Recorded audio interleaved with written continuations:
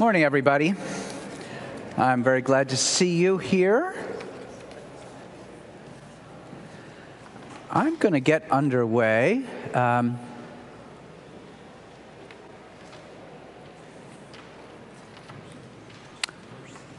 As I imagine you are aware, we are in the midst of celebrating our 150th anniversary, and it is proving to be a great opportunity for us to take a look back as to where we have been, the path we have trod, to where we are today, and look toward the future and to discern how it is that God may be calling us into that future and what we can do to prepare the way for those who will come after us. This morning, I am joined by a host of others, those who are participating in one way and another in exercising leadership and ministry in this congregation, and you'll be hearing from a number of us. What we're going to do, we've got a lot of different topics that all come together, and so what we're going to do is do just a quick run through of each of them, touching probably too briefly on all of them, so that there is time for you to offer your observations or raise questions, and we can respond depending upon where the energy and the interest is in the room. And I want to say that we are at the point today with great thanks for the contributions and commitment, the faithfulness of scores and scores, if not hundreds, of parishioners as we get here. What I'm going to do is tell you a little bit right now about where we are with the topics we're going to touch on in that great run-through. We're going to talk a little bit about property renovations and plans, updates that are planned. We're going to talk a little bit about the vestry's decision to create a beloved community fund. We're going to talk a little bit about the 150th anniversary anniversary campaign, capital campaign, the Rector search, and a word from our nominating committee and our 150th celebrations. Each of them deserve a forum in themselves. We're going to give you the quick overview. So the property, to run through that very quickly now, has come together. You've been hearing about this through the Our Future Church effort during the course of several years, and our Master Planning Committee has put ideas out. You have responded. Where they put different ideas out, you have responded, and we have focused, the vestry has focused on 4 priorities for our property work. One has to do with taking care of absolutely essential repairs. The second has to do with taking steps to ensure that the property is as accessible as it can be, getting into the property and in and through the property. The third is supporting some core ministries, and in particular, ministries for our youth, the water ministry, and ministries of hospitality. And the fourth is to make changes to the property that will help us be more flexible and adaptable as we move into the future. With those 4 priorities in mind, the proposed projects that are underway are that we are going to put a new entrance on the north side of the church, the Butterworth side of the church. That exterior steel and concrete stairway is going to be replaced. It's failing. The concrete and the steel is failing. It needs to be replaced. It's going to be replaced with a stairway and elevator that makes the building accessible for all at the parking lot level, at the street level, especially if you're coming over from Friendship Terrace or the sidewalk, and on up. We're also, another thing that is failing is the elevator within our building, and because we're going to put a new elevator in that new entrance, we're going to take the existing elevator out altogether. And that creates opportunities for us to do a couple of very important things, three very important things. On the ground floor, it creates the opportunity for us to not have the elevator open right into the middle of the nursery school, which is a safety and important thing for the nursery school. On the second level, just below us, below the Great Hall, it means that what we're going to do is we're going to open up those rooms where the youth ministry and the water ministry and various Sunday school classes and 12-step groups meet. So that we have a space that is larger. I'm sorry if I'm talking in code, if you don't know all the names of rooms. There will be pictures, there will be more opportunity. This is the overview. A room that is larger than 212 and smaller than the Great Hall.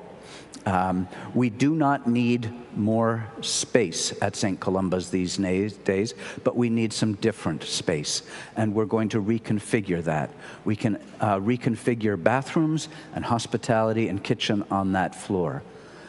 Again, with that elevator out, we will redo the hospitality area of the Great Hall. So that you'll be able to come in. We're going to redo the kitchen off the Great Hall, used by us and countless others. We're going to redo the bathrooms right here because they are cramped and out of date. We're also, very simply, we have minimized, you may have seen proposals for a grand new entrance on this side. That's not going to happen now. We're just going to take care of concrete and steel. And we are going to do what is called in the trade pre-development work on the Fletcher House site. That is the property that St. Columba's owns at the corner of 42nd and Butterworth. There is a house there, the Fletcher House. The vestry continues to believe that the highest and best use of that property is some form of mixed income housing. However, there are many questions yet to be answered before a decision about that can and should be made. And rather than trying to force our own hand on answering those questions, we are going to do the necessary work with zoning, licensing, soil testing, and so on, so that the vestry is in a position to make responsible decisions about that down the road. Those are the pieces about property, and I imagine I've raised questions for you. Good, note them, save them. I'm going to hand this over to Keisha to tell us a little bit about the Beloved Community Fund. Thank you. Hi, everybody. I'm Keisha Evans. I co-chair the Anti-Racism Task Force along with Lane Hurd. I'm also a member of the vestry. So, as you all know, we've been in prayer and discernment for a while around our process of becoming an anti-racist church and how we strive to live God's love in everything that we do. So the part of that has started with our baptismal covenant. And as you guys know, it says, we are going to seek and strive to serve Christ in all persons, loving your neighbors as yourself, striving for justice and peace among all people, and respect the dignity of every human being. That is core to what St. Columba's has been, and it's core to what we have been striving to do here as a congregation. So part of the Beloved Community Fund, we're really excited that we've landed here, is that we're going to create a fund that encourages grassroots ideas from St. Columbans to come up with how do we partner in relationship with the community and find ways that we can all work together to live God's love. So goal is to raise $500,000, and the transformational potential of partnering with others in the community, ceding control, and finding ways that we can really lean into our mission of becoming an anti-racist church, repairing the breach, and living God's love. Who am I supposed to pass this to? You are supposed to hand it over to Lane. Well, good morning. And the worst kept secret in the church is now out. You will, I know, have been shocked to learn that as part of the celebration of our 150th anniversary, we're having a capital campaign. And it's underway. And you've heard some of the details, and but there are more. And I'm not going to tell you any of those details because it is very important to us that in doing this campaign, we meet with each of you personally to talk about this campaign, to explain it, to answer your questions, and have you give us feedback about what you believe the direction of the church is. We want to do meetings with more than 300 members of the parish. And we are set up to accomplish that. And that's underway right now. And with the help of people in this room, we think we can probably do even more than 300. There are 500 pledging units in the church. It's a big task, but it's important. We want to do it. So, I have 3 affirmative requests this morning and 1 negative request. The 3 affirmative requests are these. 1, when we call you to ask you to meet with us, please welcome us and give us a date or 2 that works for you, and we will come to your house or any other place at a mutually agreed time to sit down with you for, 45 minutes or something like that. The second thing is, if you're ready to be visited now, raise your hand and come see us, and we'll put you on the calendar right away. And third, if you're willing to join us in this effort, you're willing to visit a parishioner or 2 yourself or more, we welcome that help. Carrie and Gardell and I are the co-chairs of this campaign. There's other layers of leadership, and we're eager to have more people join us in this effort. Okay, those are the 3 affirmative requests. 1 negative request. Don't send us a gift. Don't fill out a pledge form now. We want to talk with you first. And we want to get your feedback when we talk to you, and we want to answer your questions. So that's not a help at this point. Wait for us. We'll be in touch. Give us a date, welcome us, and we'll come see you. And we're going to get all of this done before the end of the year. Okay? Thanks.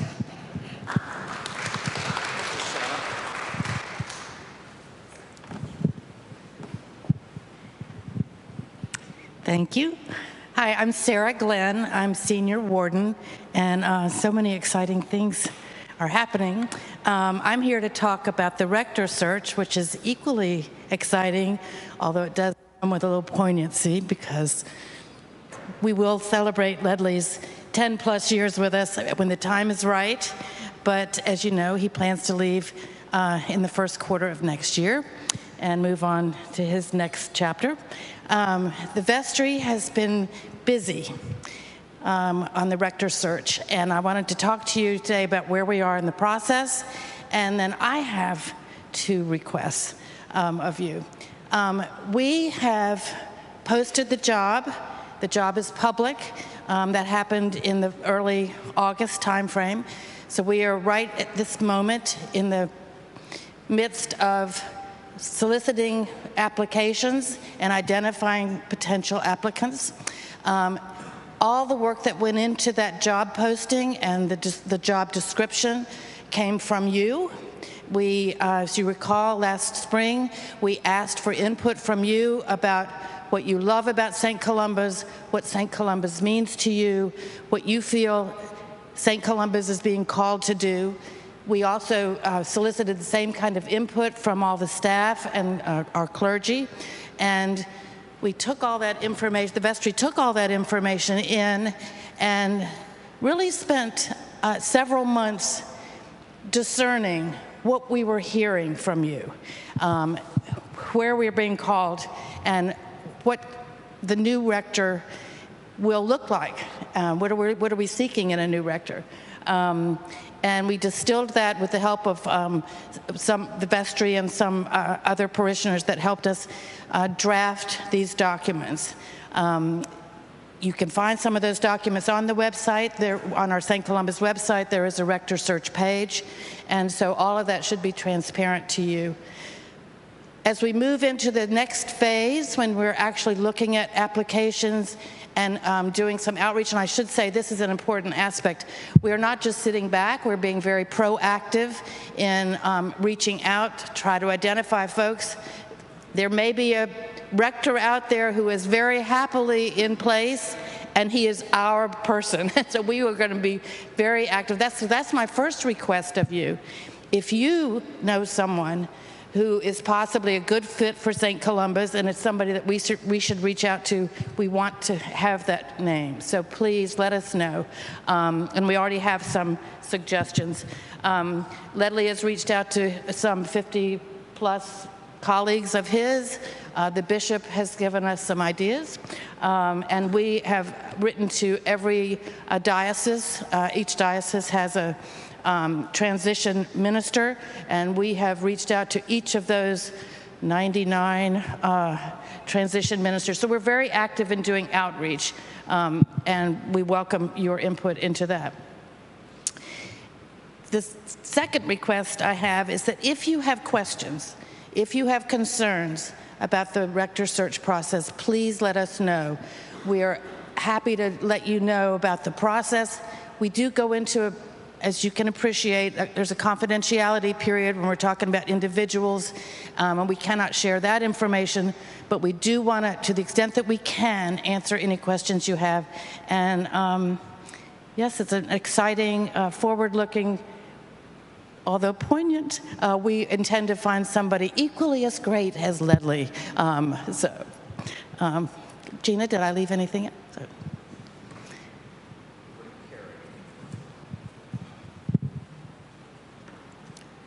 Hi, I'm Carrie Peister, and I am the co-chair with Sarah Griffin of the nominating committee. And as I'm sure you're aware, the mission of the nominating committee is to propose candidates to stand for election here at St. Columba's. And this year, we'll be nominating 4 candidates for vestry and 2 alternate lay delegates for the diocesan gathering. And I just want to thank you all. We, as the nominating committee, has met, and we've been meeting since the end of the spring and throughout the summer, and they've been very diligent. We've considered the needs of St. Columba's and the needs of the vestry. We've gathered names, thanks to many of you who've made suggestions, of faithful, engaged parishioners, and now we're in the process of inviting those people that have been proposed to stand for election. Shortly, we'll be publishing those names through the e-news, including their names and their qualifications, and then, as you know, we will be voting either online or at the annual meeting in November. So it's an exciting time in St. Columba's. We have some great candidates, as you can imagine, from within St. Columba's, and we're looking forward to what this next vestry will be doing in the future. So much exciting things going on. Thank you.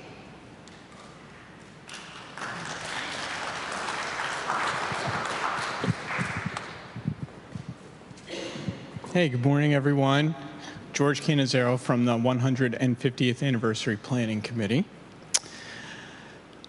We are entering into the next season of our celebration of our anniversary year with a number of upcoming events and opportunities to continue the celebration and the reflection. On Saturday, October 19th, we are going to have a contra dance here at the church, beginning, I believe, 4 o'clock in the afternoon. There will be more information forthcoming, but that is an invitation open to everyone. We encourage you to bring your families, and there will be light refreshments after the dance. So we look forward to having that opportunity to kick our our celebratory fall off with a lot of moving and shaking. So. And then as we move into November, we have on a number of our Sundays opportunities to continue to reflect and celebrate in this anniversary year.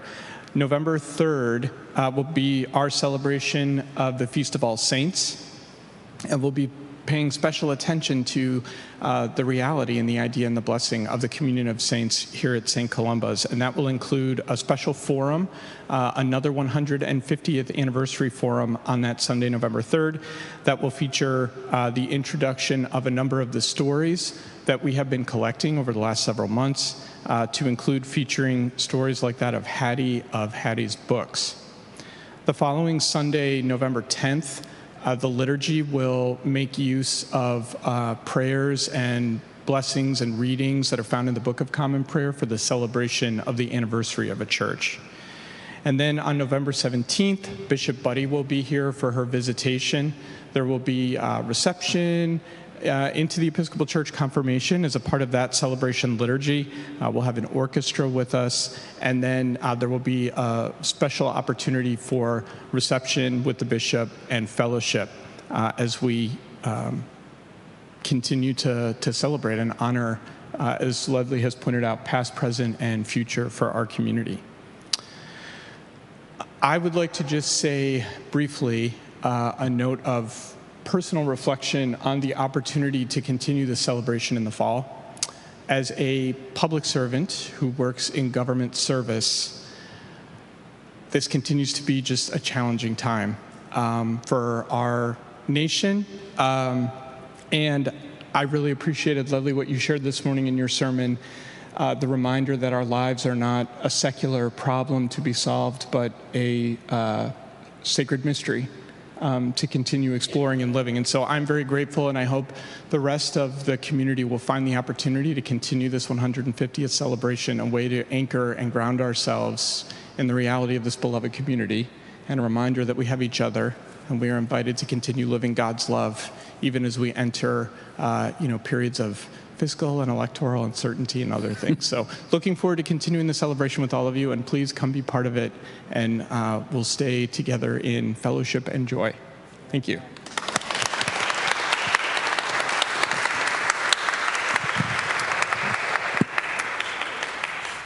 Thank you, George. Thank you all. We have, as I promised, a great host of folks exercising all kinds of ministry and leadership. And we don't have any more set things we are prescribed to talk to you about. So I invite your questions or your comments, and I ask that everyone who would like to ask or say something, please come to the central microphone. And even if you think you can be heard in this space, please come to the central microphone so that others who are participating with us online can participate. It's open. And I may answer, or I may hand the mic off to somebody else who's better positioned to answer, depending upon what is offered. Peter, I'm curious, is the Beloved Community Fund part of the capital campaign? Yes. Yes, it will be, and so there will be an opportunity for all of us to help create that fund that Keisha introduced. Yep.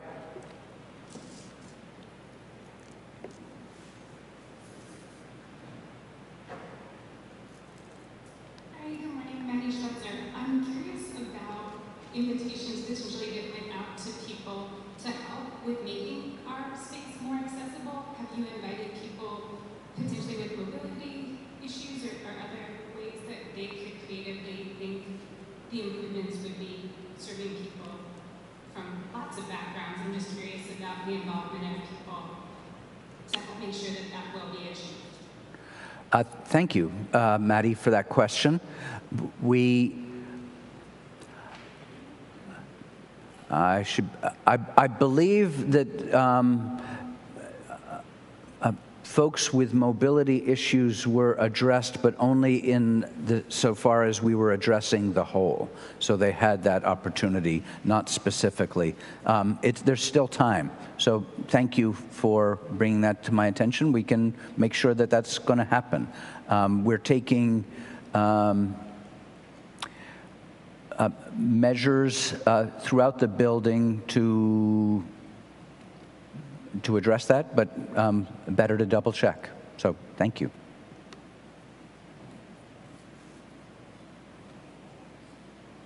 Just an observation in the survey. Can you tell us who you are, Jan? In the survey that was sent out, we were asked if we wanted to help in various ways, and I don't think people have been contacted because I've talked to others who said, sure, we'd be glad to help, and we haven't been contacted. So that request today to indicate when we seem sure we'll do it, but there is data there. So I just wanted to call them out.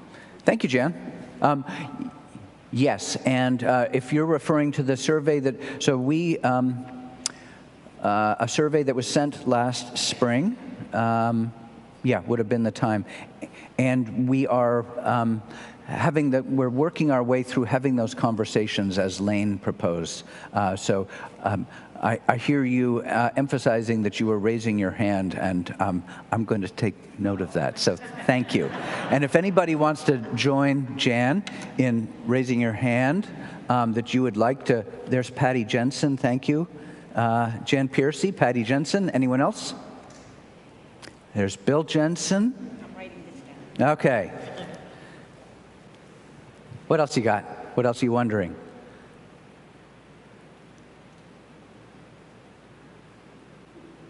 Did it sound good?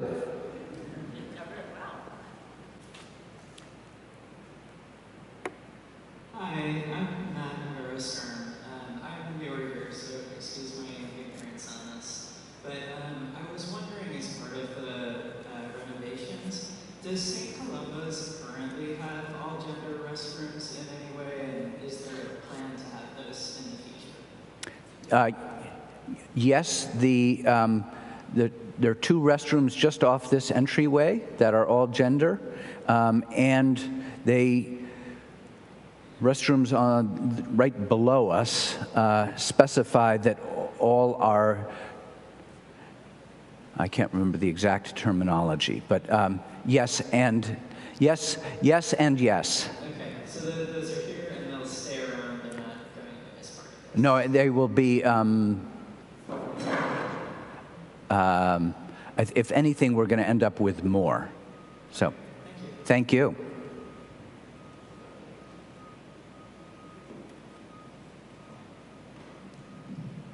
I'm Elizabeth Baden. I had a question about the capital campaign. Is the intention with the capital campaign, since I'm not very familiar with these, to allow people to specify certain projects within the capital campaign to which their funding would go, or does one make a contribution broadly to the overall mission of St. Columba's the way they do our projects? Thank you. Yep, thank you, Elizabeth. We are inviting people, we're presenting all of the elements of the campaign as a comprehensive and integrated effort to position us well for our current ministry and to position us well for the future. So we are asking and inviting and encouraging people to give to the whole. And we have, when someone from Lane's crew sits down and speaks with you, they'll let you know a lot more in the specifics about exactly how we're anticipating dollars may be allocated, and invite your response and consideration of that. At Lane, yeah.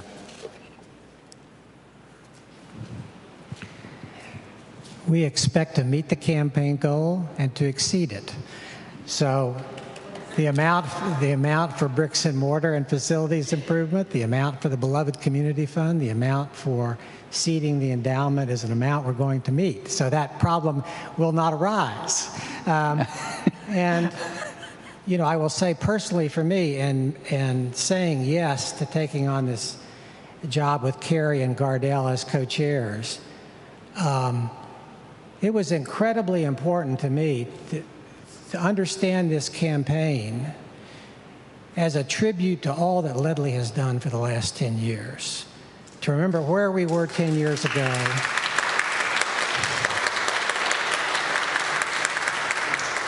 So we're going to meet the goal and exceed it, and we're going to do this by December 31st so Ledley can leave on the schedule that he wants to leave on. And I will say that the gifts that, we have, the vestry has made their pledge, the campaign leadership has made their pledge. We've had an initial set of meetings, and I'll save the figure for when we sit down and talk with you, but we are off to a spectacular start. You didn't want it. You want it? $6 million. $5 million for the facilities, $500,000 for the Beloved Community Fund, $500,000 to seed the endowment. And as you know, if those to seed the endowment. So if you've heard talk, and the Master Planning Committee, of course, has made presentations at the annual meeting and elsewhere, the needs of the church far exceed $6 million, and they have pared back what we're doing to the facilities in order to meet the highest crucial priorities. But there's considerable other stuff we could do if we stepped up. With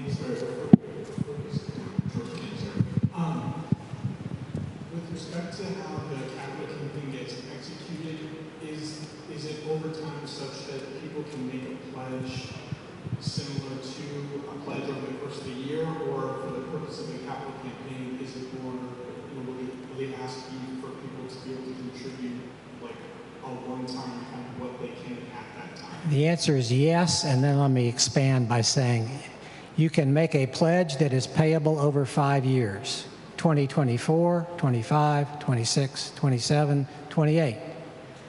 You can choose to pay it all up front. That would be great. Helps to get building started. You can pay it over time. You can pay it all in the 5th year. And the capital gift that we're going to be asking each of you to make is in addition to maintaining your annual pledge. Scott Murphy and those who are doing the annual pledge campaign get a little nervous that they think people are going to forget their annual pledge. We're not going to let you forget your annual pledge. That's the baseline, to keep doing what we're doing year in and year out. But a 5-year payout of your pledge. That's a great question, George. Thank you.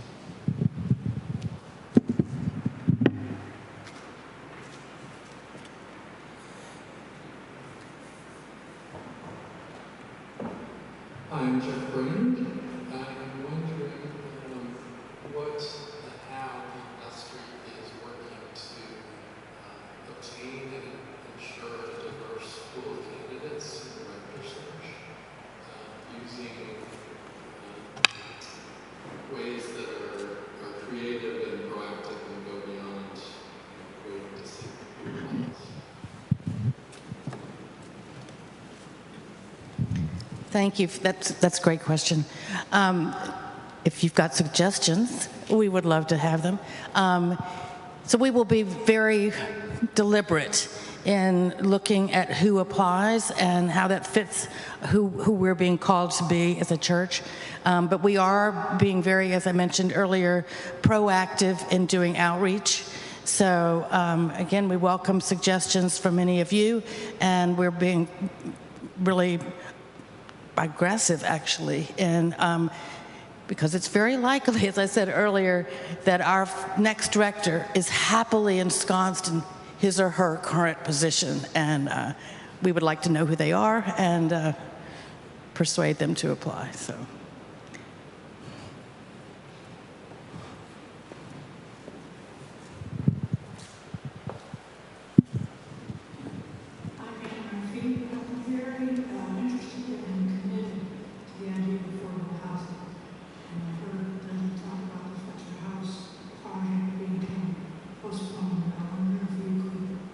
Address that in more detail, so like we can contribute to the Beloved Community Fund, capital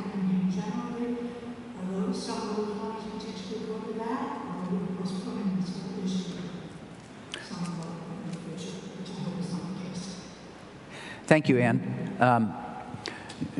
No,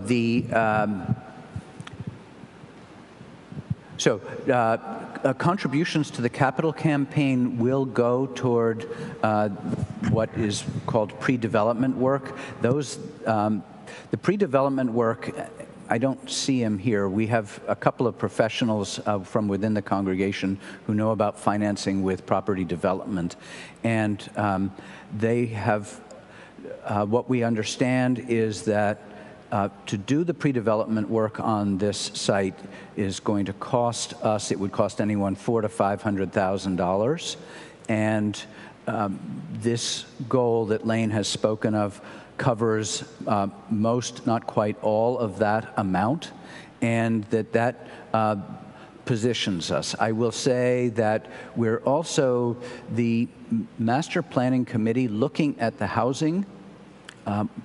Right now, the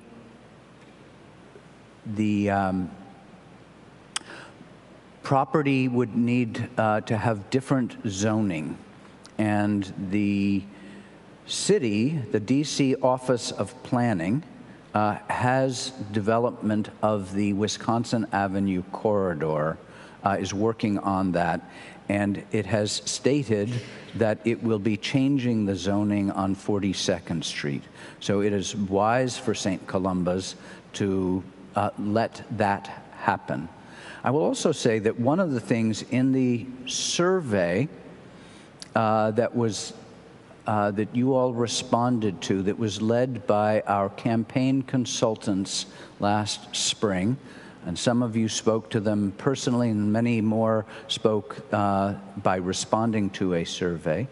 One of the things that was noted as we embark upon this campaign is some question mark about what do we take on during a time when one rector is leaving and another rector will be coming in.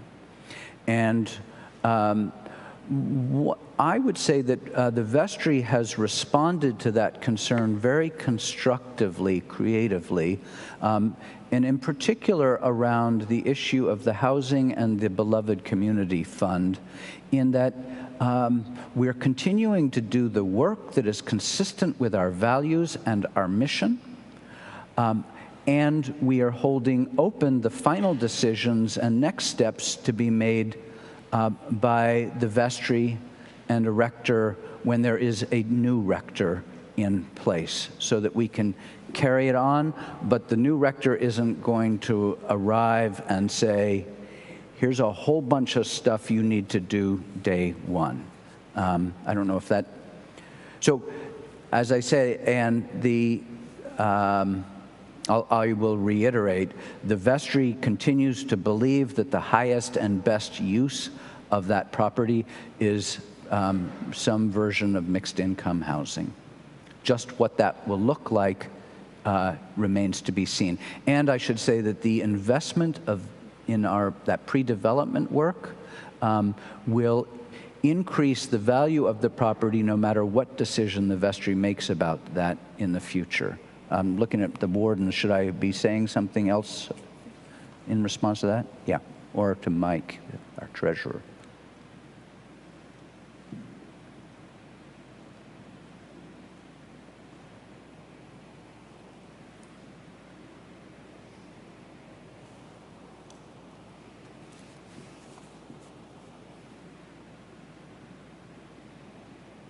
Okay, well, so two things going forward. Thank you to Jan and Patty and Bill, who said they'd like to help. There's still room on the list because we would love to have help from one and all. And as Lane has assured us, he and the others on his team will be in touch with each and all of us.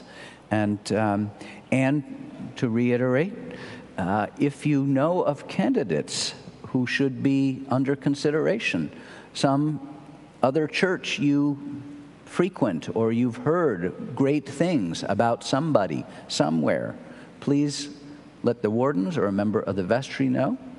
And please plan to join us for fun and frivolity and contra dancing on October 19th and on a host of different Sundays in November. November is going to be 150th celebration Sundays. So whether you're in town all those Sundays or you're here for some and not some others, it's going to be 150th all the time. Thanks all. Go in peace.